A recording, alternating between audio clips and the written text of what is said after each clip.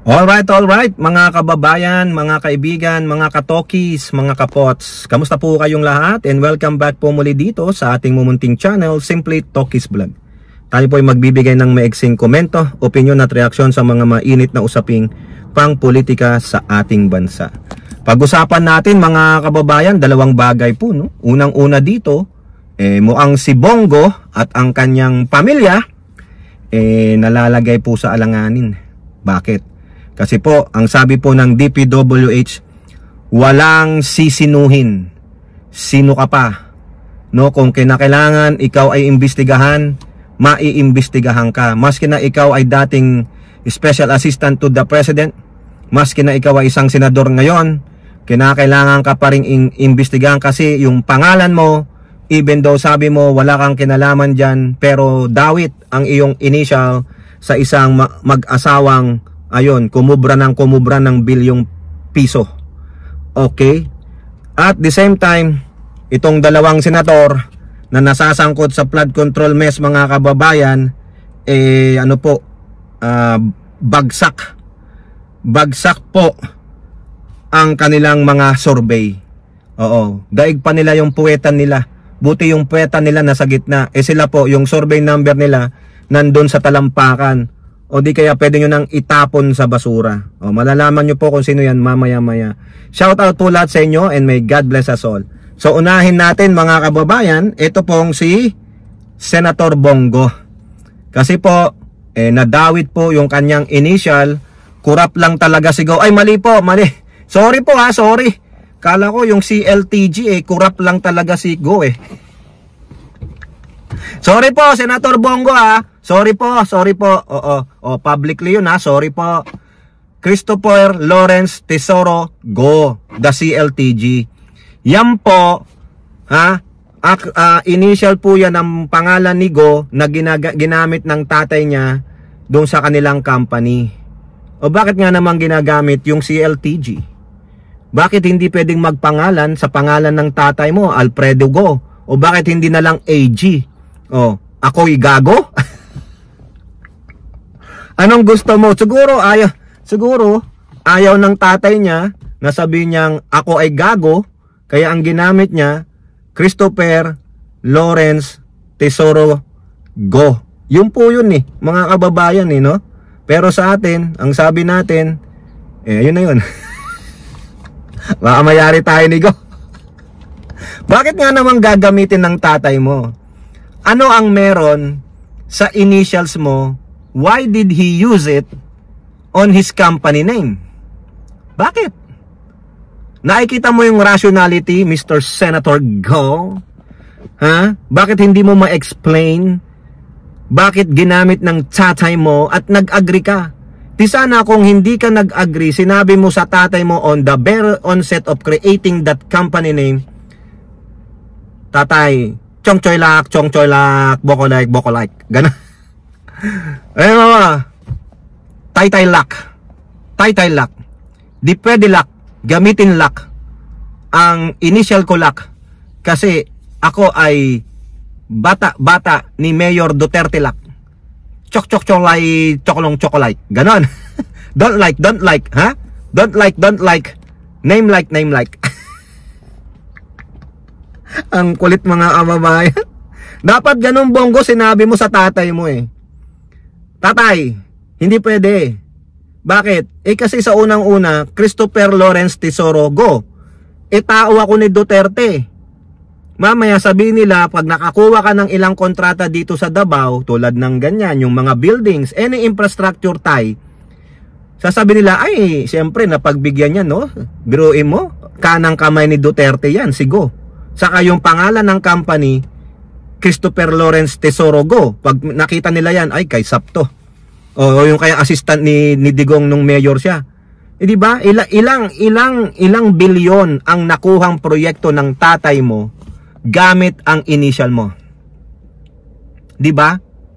Hindi man lang nagkaroon ng delikadesa tatay mo. Meron pong malicious intent.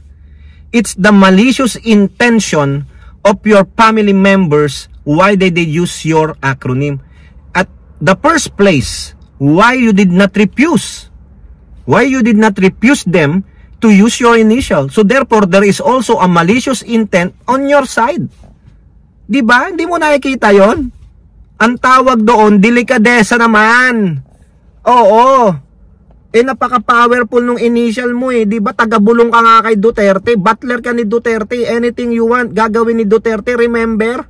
Remember nung nag-iiyak-iyak ka dahil si Sara Duterte hindi tumakbong presidente? Ano sabi sa'yo ni Rodrigo Duterte? Ayan si Bong umiiyak dito. Sabi ko, mag-file ka ng kandidasa mo presidente. Pinagbibigyan ka ng presidente. Mas mahal ka pa nga ng presidente mong karton noon. Mahal na mahal ka niya kaysa sa mga anak niya. Hindi nga makalapit ang anak niya dahil sa'yo. Pinipigilan mo. Diba? Tapos yung paggamit ng pangalan mo, sabi mo walang power yan. Come on, dude. Anong gagawin ngayon ng DPWH? Kasi nabanggit ng mag-asawang Diskaya yung tie-up ng company ng tatay mo na naka Christopher Lawrence Tesoro Go ang name sa Diskaya. May collaboration sila sa project dyan sa Davao City. Diba? Kaya yan din hindi lang yan ang magagamit ni Trillanes. Kakasuhan ka nga ng plunder. Ayan walang sisinuhin. DPWH to probe Bongo's family firm alleged link to Diskaya. Wala dapat. Tama rin ang sabi ni Bongo sa kanyang pagmamakaawa speech. Hindi niya man lang dininay. Diba? Sabi niya, go after the mastermind. Baka masama ka. Open daw siya sa investigasyon. Bakit ka nagdadakdak? Bakit ka daldal ng daldal? Pinipreempt mo na investigation, sinasabi mo wala akong kinalaman dyan. Kung mapipili ko lang kamag-anak ko, o di kaya mamatay na lahat sila. Hey! Nako, Diyos mio. Nilaglag mo pa ang pamilya mo, kinurse mo pa, di ba? Nakakahiya naman mga kababayan. Di ba? Anong klaseng anak ito? Public Works and Highway Secretary Vince Dizon confirmed that the investigation into the anomalous government infrastructure. Bakit parang hindi tayo maliwanag? Ayan mga kababayan, medyo lumabo tayo. Nagiinit yung cellphone, nagre-reduce ng brightness, no? So lipat lang tayo saglit ng medyo may araw. Okay, so tuloy natin ang pagbabasa dito sa sinasabi ni Secretary Dizon.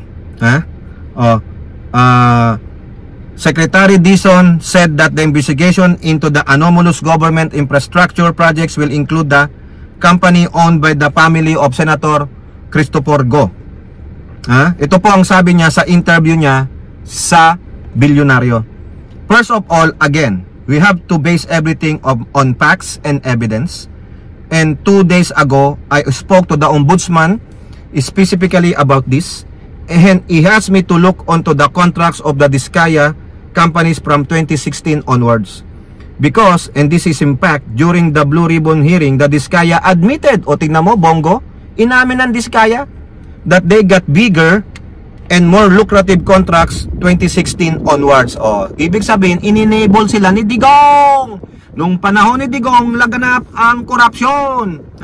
Sino ang bumubulong kay Digong? Sino ang tagabulong kay Digong? Alam na alam nyo na. That's why we are looking at that, and we are looking at the possible partnership between the Diskaya companies and CLTG Construction, which allegedly has links to Senator Bongo or his family. Dizon stressed that holding someone accountable must be based on evidence. It must be based on fact. And that the facts that we are trying to establish try to answer a simple question. Merong bang relasyon ang mga Diskaya sa CLTG Corporation? It's a simple question. And the documents of the DPWH will show whether or not that is the case. And if there is a fact, that will be used as evidence. It's simple as that. Sabi ni Vince Dizon. Walang kulay yan. Walang kulay ng politika. Fact lang yan. Dizon also cited the directive of President Marcos keeps on repeating. Walang sisinuhin. Walang sasantuhin. Ito ang sinabi ng ombudsman natin. And remember, the EO creating the ICI also said that we have to look at infrastructure projects dating 10 years back. So that is what we are doing. And once we are ready with that report that we are right now working on and generating, we will be submitting this report in full on the Ombudsman as well as the ICI. Ayan po, when the information will be available, sabi po ni Secretary Dizon, it will not take long. because everything is automated. Oh, ayun pala eh. This one also underscore the importance of having a mindset similar to the president. Tama! Anti-corruption, hindi tulad ni Digong. Oh, di ba mga kababayan? Ha? Clearly, the president has told everybody, walang kamag-anak, walang kaibigan, walang kaalyado. And that goes for all of us. His cabinet members, we have to be at the same mindset of the president. Correct? Oo. Di ba? Ayan po mga kababayan, no? Kaya Bongo, kung wala naman, inuunahan mo eh, pinipreempt mo eh. Kumbaga, gusto mo takutin yung mag-iimbestiga eh. 'Di ba? Gusto mo, oy ha, Bongo ako ha. Wag niyo kung ano, eh kung gago ka Bongo, yung bali-balita nga, 'di ba? Nilaglag ka nung ano eh. Sino ba? Nilaglag ka ni kap ninyo, 'di ba? Bayad-bayad lang. Oh. 'Di ba? Saka si Bongo hindi naman daw po yan mabait mga kababayan eh. Para po yung ano rin yan, hyena. Opo. Ha? Kung wala ka namang ano doon, tatay mo, pamilya mo. O di ba sabi mo kung mapapalitan lang, makakapamili ka ng pamilya. Let them answer. Kung sinabit ka nila, then that's about it. Damay-damay na, pero yung pinipreempt mo ang investigation, gusto mong pangunahan, gusto mong diktahan. O parang yung dinidikta nyo sa Secretary of Finance, Ralph Recto. Sabi ni Ralph Recto sa inyo, wag nyo kaming diktahan. O di ba? Hindi na kayo ang nasa seat of power. Wala na kayo eh. Pero ang gusto nyo, kayo pa rin ang mamayagpag. Kaya gusto nyo tanggalin ng Pangulong Marcos para mapagtakpan lahat ng inyong accountability, ng inyong kagaguhan. Mga bugok. Okay ha? Ayan po. Bongo, harapin ng pamilya mo. Ngayon kung idadawit ka ng pamilya mo, then di dumipensa ka. Ayan, lumiwanag na mga kababayan. Hindi na nag-init, nakatapat na yung aircon. Lumitaw na yung mukha natin. Pasensya naman, no? Alright. Oh. Ha, Bongo? Ha? Huwag kang mag-preempt, huwag kang parang nananakot ka eh. Bakit? Takot na takot ka na ba? Ano ba mauuna? ICC o ACI? Alright mga kababayan, punta naman tayo dito sa dalawang senator na ang survey numbers ay pwede nyo nang itapon sa basura. Katapon-tapon ba sa basura ang dalawang senator na ito? O kayo po ang magdesisyon? Sabi po dyan sa politico.com.ph, palpak kaya bagsak. Jinggoy Estrada, Joel Villanueva land at the bottom of Pulse Asia survey. Ayun, bagsak kayo sa survey ng Pulse Asia. Yung mga naniniwala po sa survey result, ito, pakinggan ninyo. Jinggoy and Joel emerged with the lowest approval ratings among 17 senators rated in the latest Pulse Asia survey, which was conducted September 27 to 30th of this year. Results of the survey show that only 22% of respondents approve of Estrada's performance, while a majority, 50%, express disapproval. Mahigit sa kalahati. Grabe naman mga kababayan. 52% walang tiwala walang ano sa inyo. Hindi kayo approve. Hindi kayo approve. Ganon kayo, basura pala kayo. Villanueva followed with an approval of 34%, with disapproval of 30%, 33. Nako, si Jinggoy palang pinakabagsak mga kababayan. Ay nako. Grabe naman mga kababayan. Bakit po ganon? Bakit bagsak itong dalawa na to? Siyempre, silang nabanggit ng mga major players sa nakawan dyan sa flood control. Tulad ni Bryce Hernandez, di ba? Kinall out si Jinggoy. Tapos si Alcantara, si Joel Villanueva. Pero todo tanggi naman itong dalawa na to. Si Jinggoy nga sinampahan niya ng kasong libel, no? O cyber libel si Hernandez. Ito namang si Joel Villanueva nag-preach pa, di ba? Meron siyang latest video diyan mga kababayan, nasa pulpito siya. Nandun siya sa harap ng kanilang sambahan, mga miyembro, sinabi niya, hindi matatakpan ng salapi ang ating prinsipyo. Kaya ko kayong tignan isa-isa sa mata at sabihin sa inyong katotohanan na wala po tayong flood control. Wala kang ang flood control, pero tumanggap ka naman ng pera. Hindi lang naman flood control ang usapan dito. Yung pagtanggap mo ng pera, ikaw naman, niloloko mo naman kami. Ayun oh, may testigo na oh. Si Alcantara, sinabi niya, binigay niya sa isa mong tauhan. Oh, edi anong masasabi natin dyan? Kahit na sino naman, kayang tumingin sa mata eh, para lang pagtakpan. Ha? Biruin mo, ginamit mo ang pulpito. Ha? Para sabihin wala kang kasalanan. O, ayan na pala ang korte ngayon. Sabi nga nila, even the devil quoted the scripture. When he is tempting, tinutokso niya ang Panginoong Hesus mula sa pag-aayuno nito ng 40 days. Gutom na gutom. Walang tubig, walang ininom ang Pangulong Hesus. Gutom na gutom. Pero nandun si Satanas. If you will, I will give this all of you, or to you. Sabi niya, you see, the kingdom, all of the kingdoms here, lahat ng yaman nito, ibibigay ko sa iyo. Basta't sambahin mo lang ako. Kinote niya sa scripture yan, Psalms 91. Oo, basahin niyo doon, mga kababayan. Nandun yan. Alam na alam din ni Satanas yung laman ng Biblia, yung Old Testament. O, di ba? Joel Villanueva. Ginamit mo ang simbahan mo para sa iyong pamumulitika. Wow naman. Nakakabilib mga kababayan. Yan po yung mga politiko ninyo. No? Pag nasusukol, nalalagay sa alanganin, God knows what I did last summer.